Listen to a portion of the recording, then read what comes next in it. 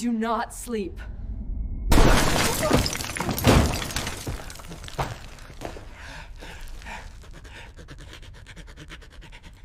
The sky was heavy with thick clouds, as if the night itself had decided to swallow the entire world. The rain fell lightly at first, but soon transformed into long, whip-like streaks striking the cracked asphalt. Amidst this cold scene, an old car crawled along, its engine groaning as if it too refused to reach its destination.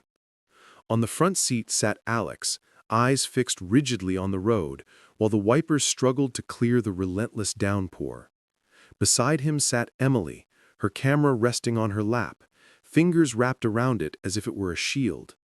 From the back, the voices of Mark and Daniel could be heard arguing over who had suggested the project idea. Alex did not join the discussion.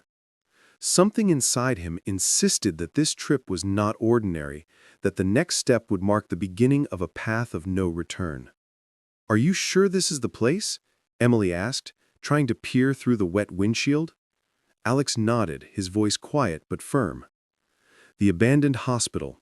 It closed 30 years ago. If we can film and document everything, our project will make waves." A short, sarcastic laugh came from Mark. "Great, but no one said we have to make a live horror movie of ourselves." Daniel, looking more cautious, whispered, "I heard this place was shut down after incidents. Patients died, doctors disappeared. Even the government refused to discuss the reason." The rain grew heavier, the darkness multiplying. Finally, a rusty tilted gate appeared before them, with a broken sign barely readable: Riverside Mental Hospital, 1953.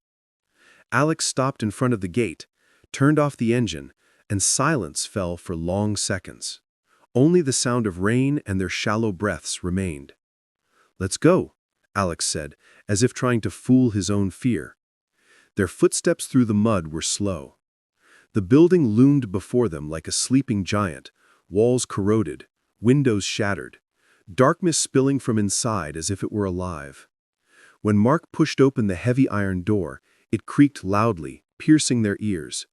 The smell hit them first, a mixture of decay, rust, and ancient rotting memories. "Capture this," Alex whispered to Emily. She lifted her camera, lens snapping the moment they entered. None of them noticed that the lens had captured something else too, a fleeting shadow standing at the end of the corridor, watching them. The first corridor stretched unnaturally long. Broken lights dangled from the ceiling like suspended corpses. On the walls were remnants of educational posters about sleep and mental well-being. But most strangely were the clocks. Every clock on the wall, despite some having shattered glass, showed the same time, 3:15. Daniel froze, swallowing audibly. Impossible. All the clocks stopped at the same number? Mark tried to appear indifferent, but could not hide the tremor in his hand as he touched one. The hands were frozen as if etched into the glass. Emily raised her camera again and took a photo. This time, the lens revealed something strange. The second hand moved one tick and then froze again. Yet when Emily looked with her own eyes, she saw nothing. As they continued walking, they began to hear something like whispers. At first it was very faint, like the wind, then clearer, many voices murmuring simultaneously, unintelligible words, yet one phrase repeated: "Do not sleep." Daniel froze in place. "Did you hear that?" Mark tried to laugh. "Just an echo. The building is old." But the truth was that his heart was pounding, and his eyes caught shadows moving at the edges of the corridor. They stopped before a half-broken door, its metal plate reading, "Reception, Sleep Experiment Wing." Upon opening it, they discovered a large room filled with old metal beds, each restrained with worn leather straps. The walls were scratched, as if whoever had been here had tried to claw their way out. On one of the beds lay a small skeletal remnant, a cracked skull with deeply hollowed eye sockets. Emily gasped, almost dropping the camera. Mark spoke in a trembling voice. It was an experiment, wasn't it? They forced the patients not to sleep." As they contemplated the scene, a faint laugh echoed from a corner of the room, a laugh that seemed to come from someone dying, yet it did not stop. Daniel, nearest to the corner, raised his flashlight, but the light hit an empty wall. The laugh persisted, and the air grew heavier. Suddenly, a long, distorted shadow appeared on the wall, its head tilted, eyes unnaturally wide. The shadow did not move like a normal shadow, but twisted slowly, as if turning to look at them. Each of them felt something inside being ripped away. Alex muttered, "We need to get out, now." But the door behind them slammed shut on its own, the sound of iron striking the wall echoing like thunder. The hanging lights began to shake, whispers turned into screams, and the clock above the door suddenly moved. 3:16. Emily raised her camera and snapped a photo. In the last frame before complete darkness took over, the creature appeared clearly for the first time. A skeletal thin body, eyes wide and lidless, and a grin stretching halfway across its face. Then, everything went black. A single voice whispered clearly into the reader's ear, "The first to sleep will die." When the light returned, it wasn't real light, but a faint glow seeping from flickering lamps. The four of them were still standing in the reception room, but something had changed. The metal beds were no longer empty. They were filled with bodies covered in gray sheets, moving slowly, as if breathing. Emily pressed the record button on her camera without thinking, and the lens captured soft moans rising from beneath the sheets. Mark stepped back 2 paces. "No, this can't be. These are corpses. No one moves after all these years." But one of the sheets began to slide slowly, revealing a pale face with wide, bloodshot eyes that seemed never to have blinked for decades. The body didn't rise suddenly. It floated up into the air, then began turning toward them at a terrifyingly slow pace. Alex grabbed Daniel's hand, pulling him back. "We have to get out, now!" But the door they had entered through had completely vanished. All that remained was a smooth concrete wall. Daniel's voice trembled. How did the door disappear?" No one answered. The moans turned into muffled screams, and all the sheets began moving at once. Emily screamed, "They're waking up!" The four of them ran down a side corridor, their feet slapping against the wet floor, the air behind them growing colder until it stung their faces. The hallway seemed endless, but eventually they reached a massive hall with towering walls covered in inscriptions. Words were scratched deeply with sharp nails, all repeating a single phrase in different languages. "Do not sleep." Emily raised her camera to record, but it stopped suddenly. The lens revealed something the others couldn't see. Dozens of bodies fused to the walls, bound as if they were part of the building itself. Their eyes were wide open, mouths agape, all whispering in unison. Mark, on the verge of losing his mind, shouted, "What cursed place is this?" Suddenly the lamps went out again. Darkness pressed in, leaving only their ragged breaths. Then they heard footsteps, slow footsteps approaching from one of the corridors.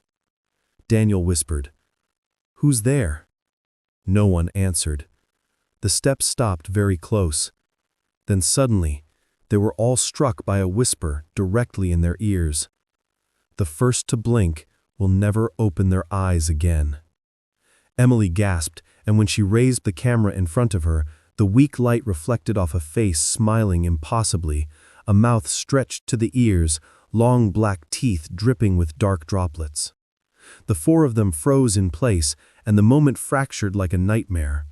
The whispers became screams, the walls bled black fluid, and the ceiling began to slowly collapse. Alex took a deep breath and said hoarsely, "The only way is forward." With every step, the corridor seemed to swallow them further, as if they were entering the guts of a living creature, not just an abandoned hospital. The narrow corridor they entered was unlike any hallway they had seen before. The walls were covered with a glossy black lining, like living skin, slowly breathing and emitting strange clicking sounds. Every step they took echoed with a sound like a distant scream coming from the depths of the building. Emily captured everything with her camera, but the screen began to flicker. For a moment, her own face appeared, eyes empty, mouth sewn shut. She tried to lower the camera, but it clung to her hands, as if it had become part of her. Mark began to sweat profusely, whispering to himself, "This can't be. This is a dream. Just a dream." Suddenly, they heard rapid footsteps approaching from behind. They all turned, but the corridor was empty. Still, the sound grew closer and closer until they felt hot breaths on their necks. Daniel whispered, pressed against the wall, "Something is chasing us." Before he could finish, a thin, elongated hand emerged from the wall, grabbing his arm and pulling hard. He screamed at the top of his lungs, and Alex clung to him with all his strength, preventing him from disappearing into the wall. The hand retracted suddenly, leaving black marks on Daniel's arm, as if burned into his skin. "We won't stop," Alex shouted, his voice thick with panic. They continued running until they reached a massive hall, its walls covered with cracked mirrors. But their reflections were not the same. In every mirror appeared twisted versions of themselves, Alex with blood-red eyes, Emily faceless, Mark grinning maniacally, and Daniel headless. Mark approached one of the mirrors, as if mesmerized, and raised his hand to touch the glass. At that very moment, a hand reached from inside and grabbed him, pulling half his body into the mirror.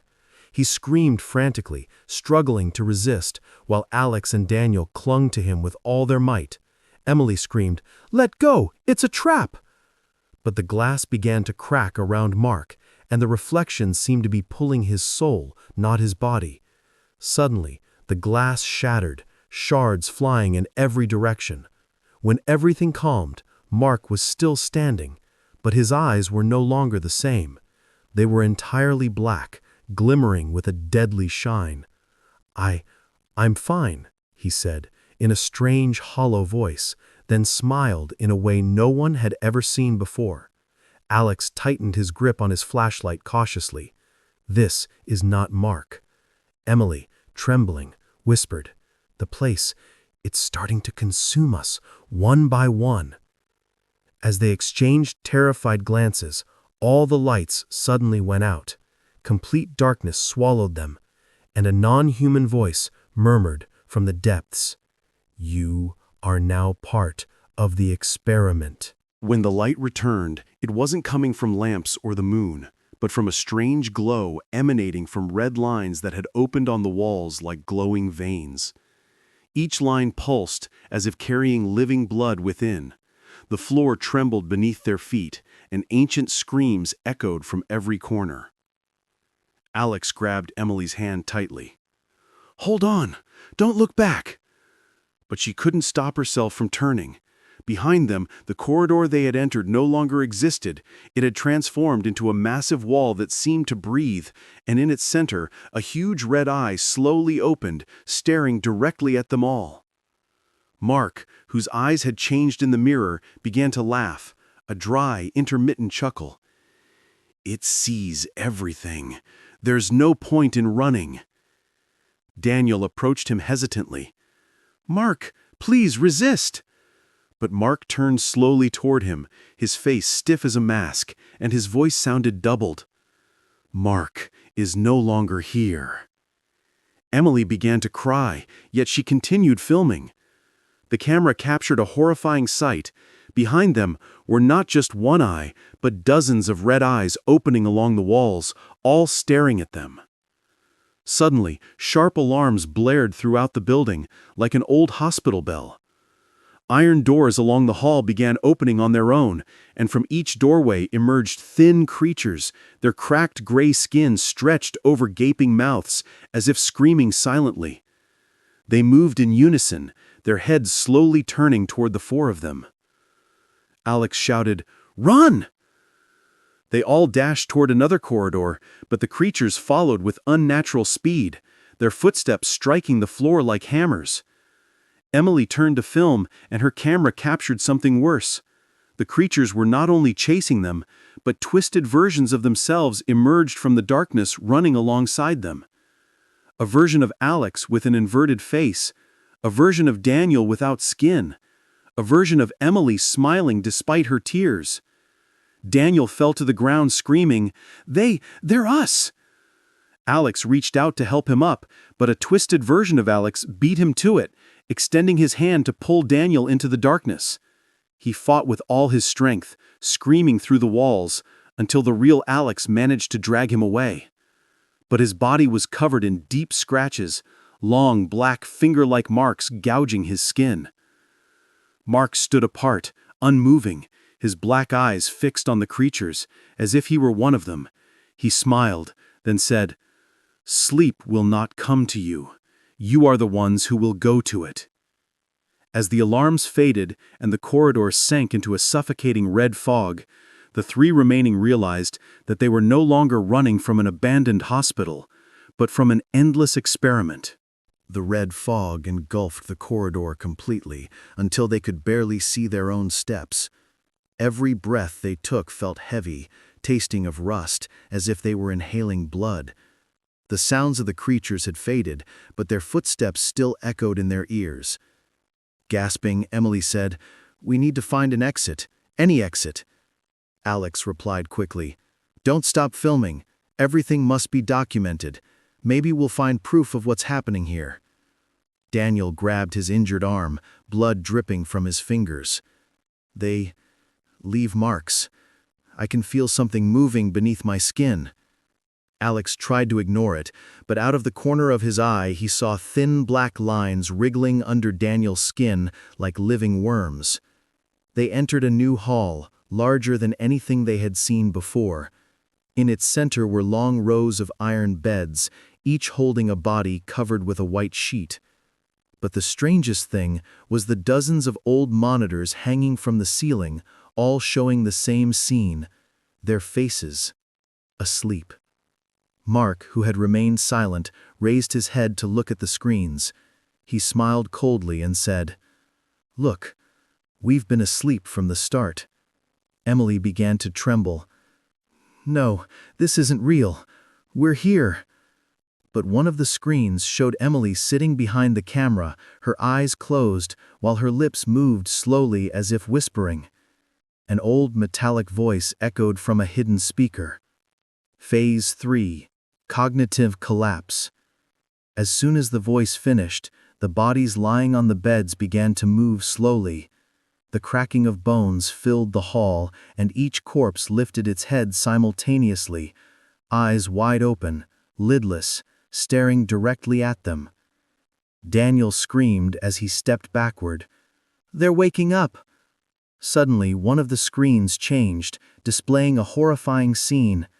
Alex, Emily, and Daniel, all tied to the same beds, their wide-open eyes staring straight ahead. Emily dropped the camera from her hands for the first time, but it did not fall to the floor. Instead, it hovered in the air, as if held by an unseen hand.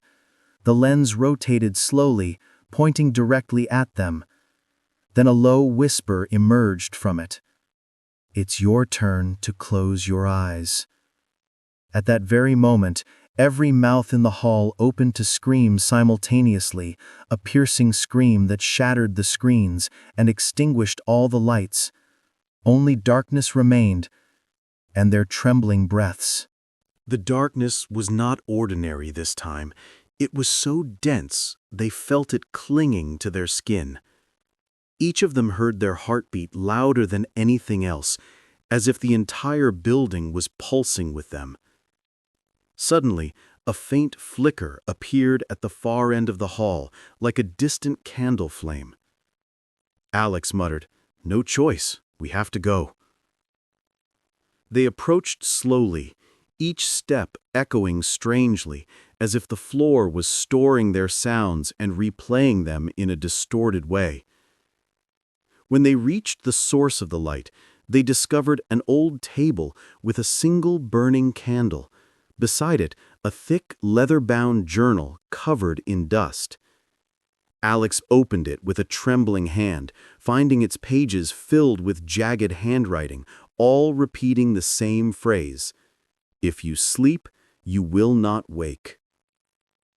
Emily pointed to the last page where something different was written. "The final phase begins when you see yourself standing before you." Before they could comprehend the meaning, they felt a cold breeze pass beside them, as if something massive had moved through. When Emily turned, she gasped loudly. At the entrance of the hall stood another Alex, an exact replica, wearing the same clothes, same face, but his eyes were entirely black. The real Alex froze, while the replica stepped forward, its features gradually twisting into a distorted smile. Mark began to laugh in a strange, hollow tone, his echo reverberating from all the walls. "It has begun, the reflection." Daniel clutched his head, screaming, "There are voices inside me. They're telling me to sleep." In an instant, he collapsed to the floor, his body trembling, his eyes opening and closing at a terrifying speed, as if sleep itself was trying to seize him by force. Emily ran toward him, but stopped abruptly. Beside Daniel on the floor, another shadow appeared, slowly stretching until it became a full replica of him. The copy opened its eyes, staring at her with a cold smile. The hall filled with copies. One of Emily, another of Daniel, and even Mark stood beside a more distorted version of himself. Each copy began moving toward them slowly, in synchronized steps, their eyes unblinking. The lone candle went out, and the metallic voice resounded once more. Phase 4. Replacement. When the candle went out, they were plunged into complete darkness, yet the copies did not disappear. They could still feel their synchronized steps, close enough to almost touch them. Suddenly, red lines glowed on the floor, forming a large circle that surrounded them all. The lines began to move as if alive, closing in to trap them in a cage they could not break. Emily's voice was hoarse. "They're enclosing us!" Alex grabbed her hand tightly. "Don't give up. Don't look into their eyes." But Daniel could no longer resist. He lifted his head, and his eyes met those of his copy. At that very moment, his body collapsed lifelessly, while the copy smiled maliciously and began to move like a fully living human. Alex screamed, "They've taken him!" Mark, with his black eyes, stood still as if he knew what was happening. He muttered coldly, "A copy only needs a single moment, a moment of weakness." Emily turned to him with tearful eyes. "Mark, you're one of them now, aren't you?" He smiled a split smile. "I am more than that. I am the beginning of the experiment and its end." The ground shook violently, and the walls cracked, revealing endless corridors filled with shattered mirrors. In every mirror, their faces were reflected, but in each reflection, they were dead in a different way. Emily was drenched in her own blood. Alex was headless. Daniel was rotting alive. Emily screamed and shut her eyes, but a voice whispered directly into her ear, "Do not close your eyes. Sleep is waiting." She opened her eyes quickly and found the mirror in front of her, displaying not only her reflection, but a version of herself slowly emerging from the glass, her hand reaching out toward her. Alex pulled her back, his voice full of desperation. "If they touch you, it's over." But Mark began to laugh, a laugh that escalated into a sharp scream, shattering all the glass at once. The mirrors exploded, and the flying shards transformed in the air into tiny red eyes staring at them from every direction. As this hell surrounded them, they heard the same metallic voice, this time closer than ever. Phase 5. No escape. The small red eyes floating in the air were not mere illusions. They moved, swirling around them like swarms of insects, each eye piercing their bodies with its gaze until they felt their bones tremble from within. Emily tried to lift the camera again, but it was no longer a camera. It transformed in her hands into a pulsating fleshy mass, its screen opening like a giant eye staring directly at her. She screamed and threw it away, but the camera crawled across the floor like a living creature, returning to stand before her, its lens stretching like a mouth ready to devour her. Alex pushed her behind him and tried to stomp on the camera, but it vanished suddenly, leaving a black spot that slowly expanded on the floor. The spot transformed into a dark chasm from which long, thin hands began to emerge, grasping at their feet. Daniel, or rather his copy that had replaced him, stood near the edge, looking at Alex with a lifeless smile. "The only way is down. The depths await you." Alex clung to a cracked wall, his voice full of panic. "Don't believe him. That's not Daniel." But Mark, in his doubled voice, said coldly, "He is right. We've been here for a long time. The depths are both the beginning and the end." The floor shook violently, and the eyes in the air suddenly extinguished, leaving the hall in total darkness. Then they began to hear voices, their own voices but distorted. Alex heard himself screaming. Emily heard herself crying and begging for mercy. And even Daniel, who was no longer there, they heard laughing maniacally. Emily pressed her hands to her ears. "Stop, stop!" But the metallic voice returned, this time clear, close, as if speaking directly inside their heads. Phase 6. Descent.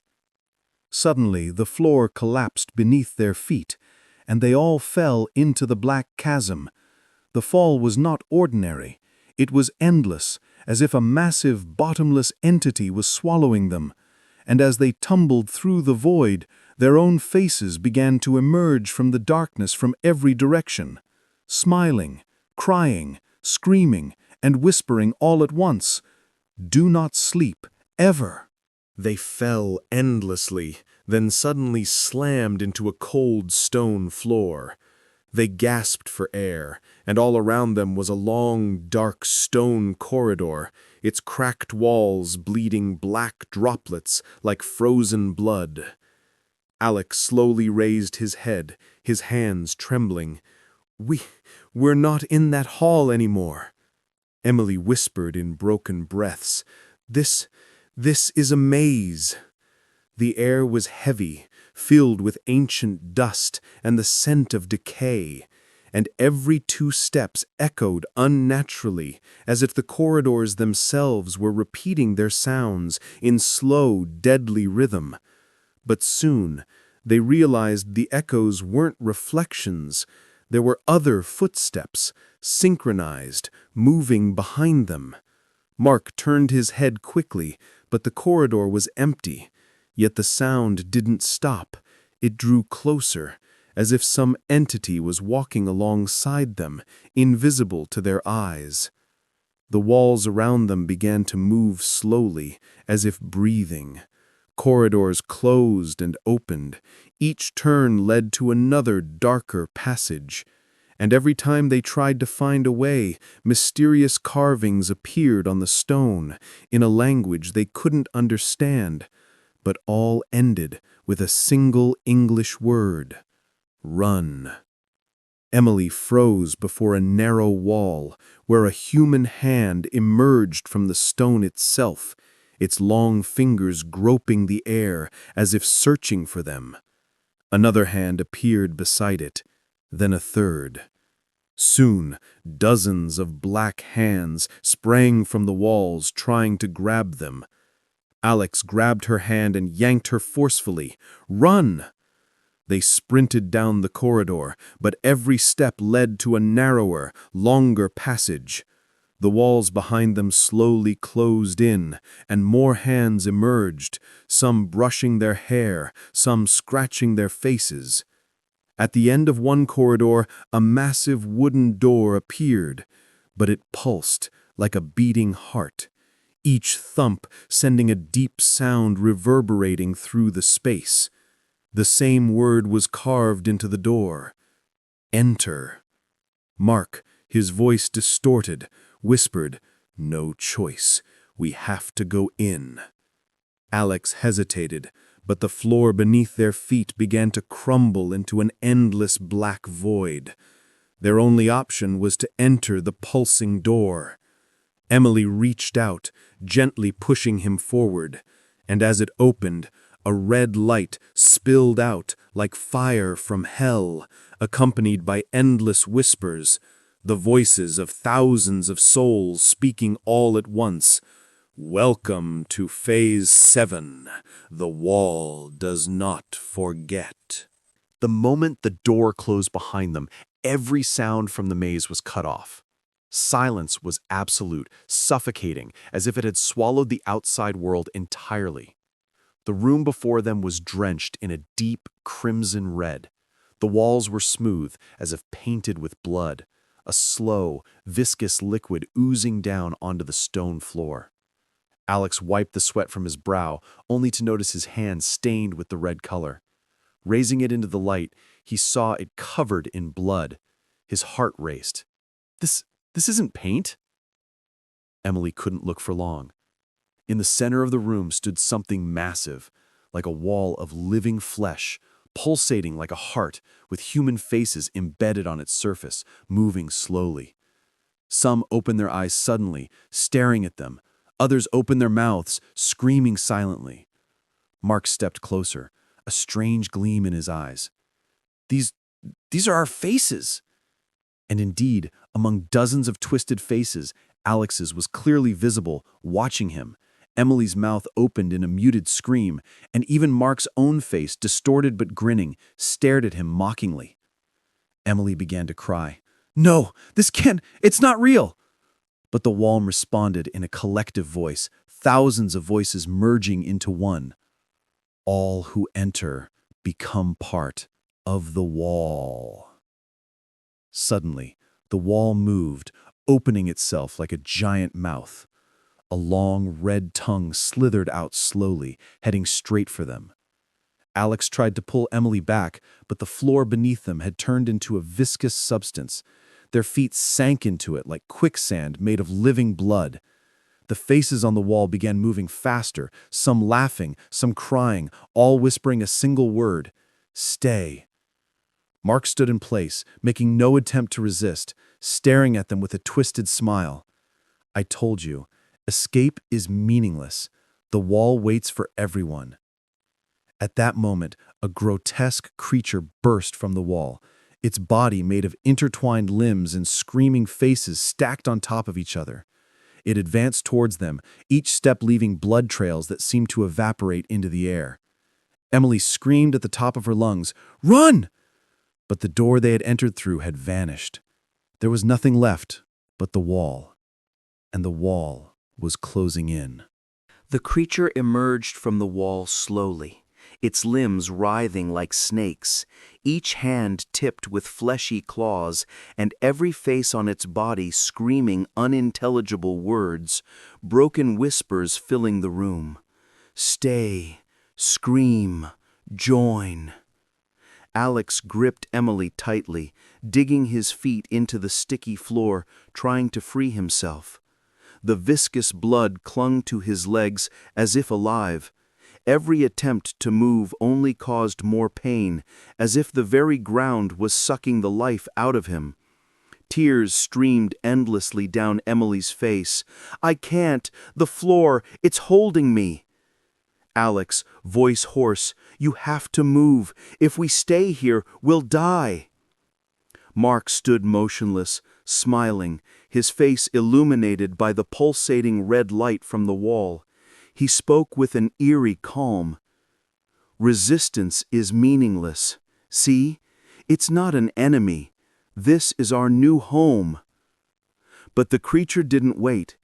It stepped forward, and the faces on its body began opening their mouths, letting out a single, powerful scream that shook the entire room. The wall trembled, and the ceiling began dripping more and more blood.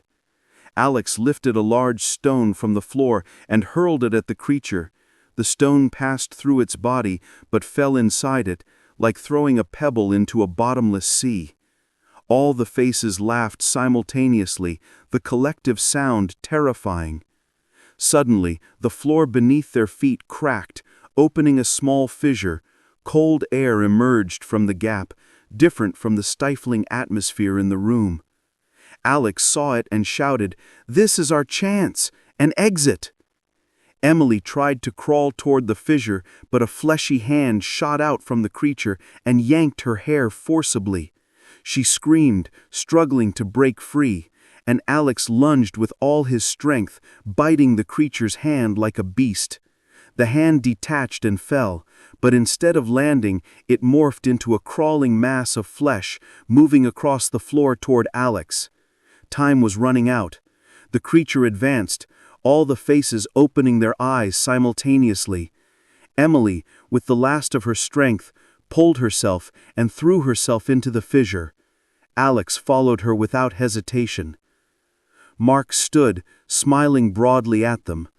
"Those who go down do not return." Then he disappeared into the creature's arms, returning to the wall.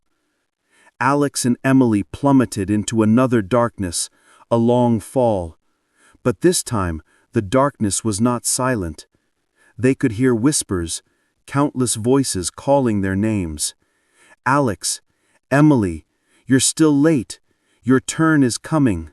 Alex opened his eyes, gasping, and found himself lying on a cold, smooth stone floor. The light was faint, as if coming from thousands of distant candles. He struggled to sit up and saw Emily beside him, breathing rapidly, her eyes darting around in terror. Where are we?" The place resembled an ancient church, but not of any known religion.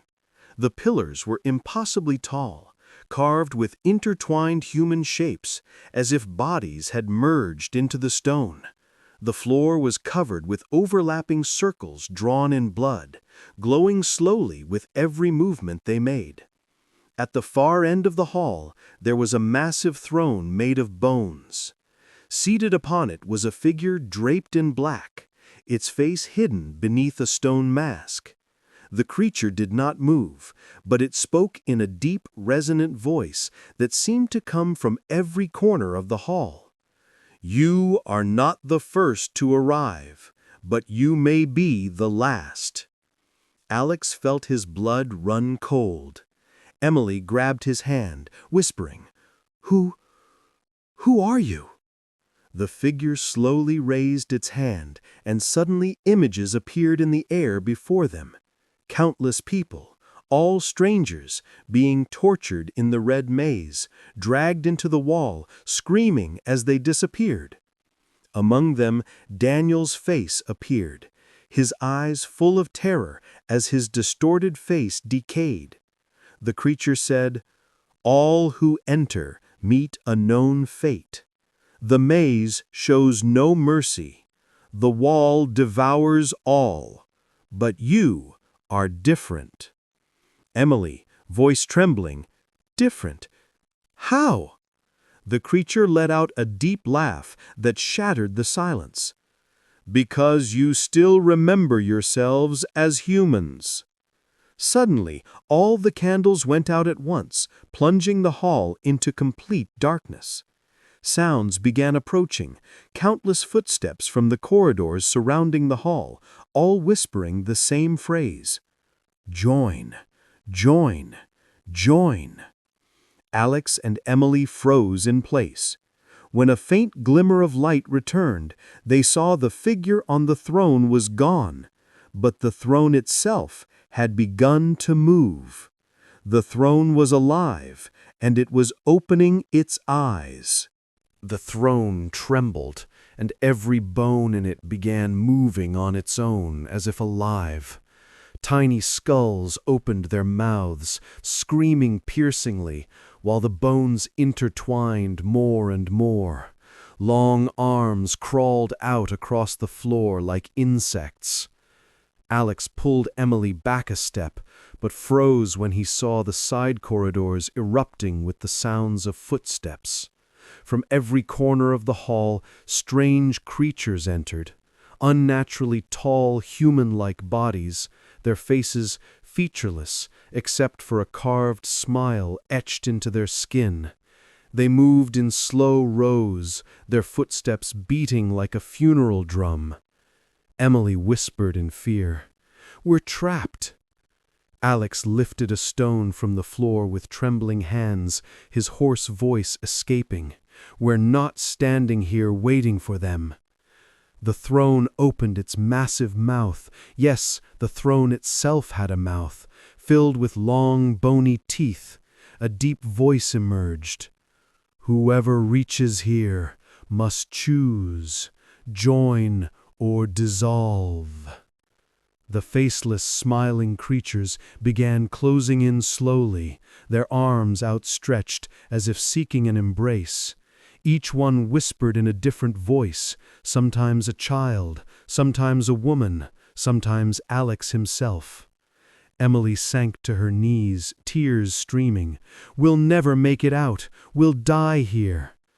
But suddenly, as she looked down at the floor, she noticed the same blood-drawn circles beneath their feet. The circles began to glow on their own with every tear that fell upon them.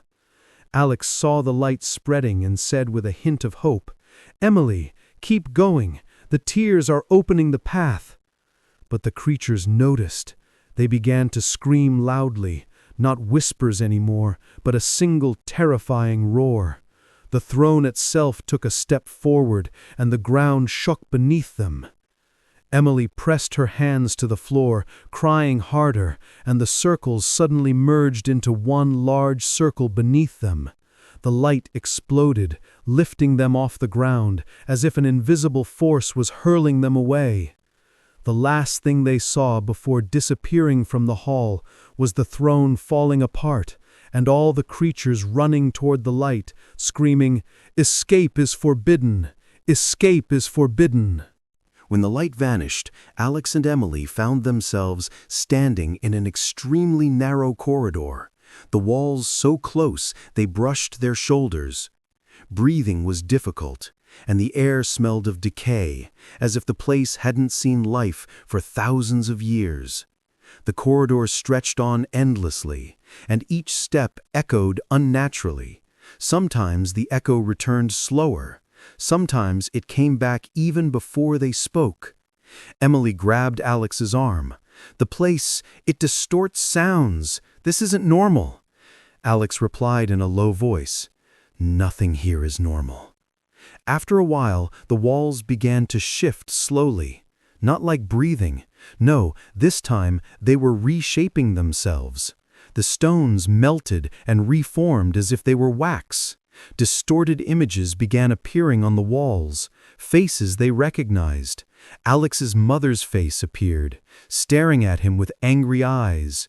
"You caused our deaths." Daniel's twisted face emerged from the wall, tears filling his eyes. "Why did you leave me?" Emily froze in place as she saw her father's face, his eyes black and empty, whispering, "You're not my daughter." She screamed, covering her ears, but the voices didn't stop. On the contrary, every step made the images clearer and the voices louder. Suddenly, the corridor widened into a small square room. In the center stood a massive mirror, taller than the room's ceiling. But the reflection wasn't them, it was their twisted versions. Alex's reflection had hollow eyes and a decayed face, while Emily's reflection shattered like glass as she screamed. Suddenly, the reflections began moving on their own. The Alex in the mirror reached out and struck the glass from inside.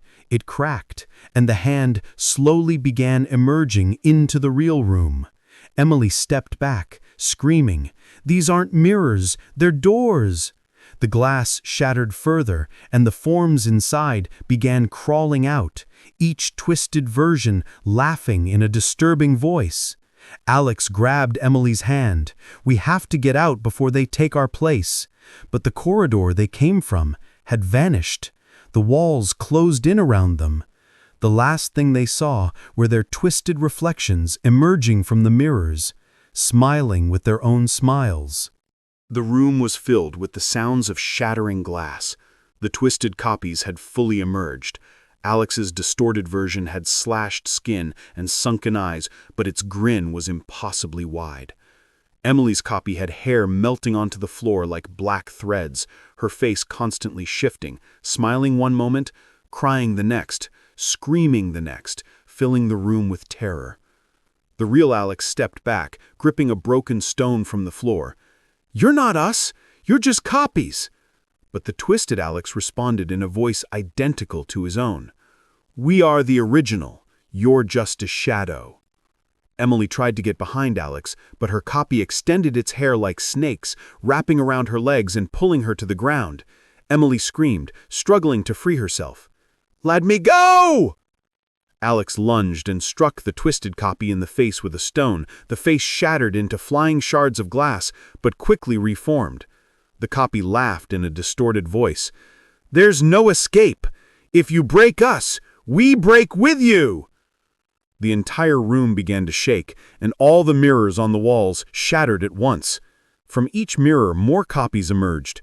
The corridor was filled with dozens of Alexes and Emilys, each more grotesque than the last. Some had no faces, some walked on all fours, and some had eyes dripping black blood. Emily gathered all her strength and screamed, "The mirrors! We have to destroy them at the source!" With trembling hands, she grabbed a stone and smashed the large central mirror. Cracks spread, and a chorus of piercing screams erupted, as if thousands of throats were crying out in unison. All the copies froze, writhing in agony. Alex grabbed another stone and struck harder, smashing the glass completely. A blinding light exploded from the heart of the mirror, so strong their eyes could barely withstand it. All the copies vanished amidst intermittent screams, and the darkness slowly began to reclaim the room. When they opened their eyes, they were alone. The room empty. No mirrors, no copies. But the walls were now entirely carved with a single phrase, "The end has not yet begun." Alex looked at Emily, breathing heavily. If this isn't the end, then what's coming next? The darkness that had swallowed the room began to slowly recede, revealing a long corridor stretching deep into the ground. Alex and Emily walked in silence, their legs heavy, eyes exhausted, yet their hearts knew the end was waiting for them. The corridor ended in a massive hall, its ceiling so high they couldn't see its top. In the center stood a colossal entity, larger than anything they had ever seen. Its body was a tangled network of human faces, screaming, crying, and laughing all at once. Its eyes were thousands of glowing red orbs, all fixed on them. The entity spoke, its voice a mixture of thousands of sounds. "Finally, you've arrived. You are not victims. You are the seeds." Alex shouted, "We're not joining you." The entity laughed, a sound so powerful it cracked the walls. "Joining is not a choice. It is destiny. Every fear, every scream, every tear is nourishment, and I am starving." The floor turned into a sea of living flesh, with long arms emerging to grab them. Emily held Alex tightly, crying, "We have to resist. If we give in, we're lost." Alex noticed the same symbols on the floor that had glowed before. This time, it wasn't tears, it was blood. He cut his hand with a stone, letting the blood drip onto the symbols. Suddenly, the symbols ignited with a white light, brighter than anything they had ever seen. The entity let out a tremendous roar, and the faces on its body began to crumble. It tried to reach them with its massive arms, but the light burned it. The hall shook as if it were about to collapse. Emily placed her hand over Alex's, their blood mixing on the symbols, and the light exploded even more. "You don't understand. The light doesn't free. The light erases." The last thing they saw before being swallowed by the light was all the faces screaming in unison and the entity crumbling like ashes in the wind. Then, silence. Alex opened his eyes. He was lying in his bed in his apartment. Sunlight streamed through the window. Everything was normal. He jumped up and saw Emily sitting in the chair beside him, smiling. A nightmare. It was just a nightmare. But when he looked in the mirror on the wall, he saw his reflection, smiling back with a grin that wasn't his own.